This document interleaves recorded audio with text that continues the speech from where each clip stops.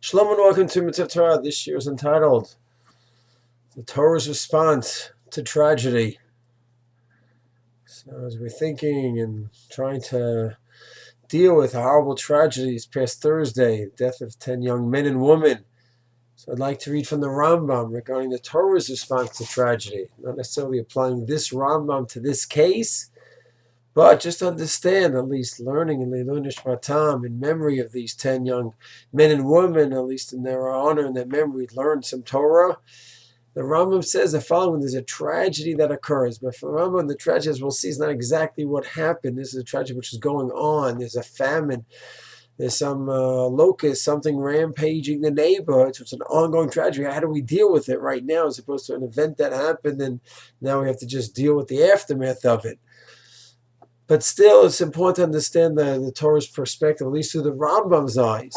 So there's a tragedy, there's a famine in the neighborhood. People are dying, starving. Doraita, what do we do? So everyone's going to daven for sure.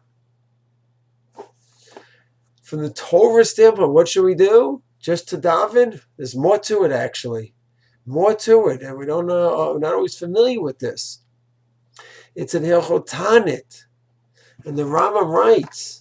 In Hilchot Tanit, one would think in Hilchot Tanit we have Shivas B'Tammuz, Tisha B'Av, Asar B'Tevet, which is true, but that's not what Hilchot Tanit starts off according to the Rambam. He starts off Mitzvah Aseh Achat. There's a mitzvah from the Torah, which obviously is not Tisha B'Av and Shivas B'Tammuz, and it's not Yom Kippur. That's a separate halach of Hilchos Yom Kippurim. So what is it? What's the mitzvah from the Torah? The mitzvah from the Torah from the Rambam is Litzok Lifnei Hashem. To cry out to Hashem in an eight sarah. And the Rambam writes, it's a mitzvah from the Torah to cry out to Hashem and to blow horns. Blow the chatzos throat.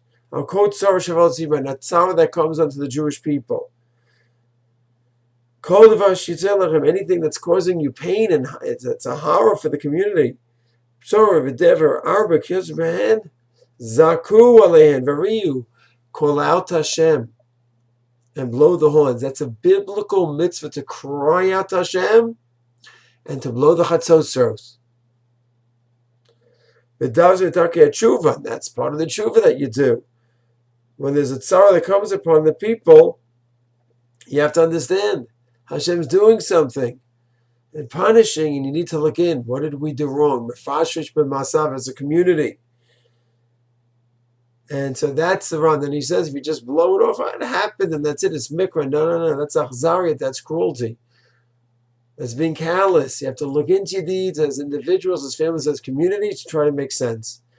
But wait a second. This is Hilchot Tanit. Where does this fit into Tanit?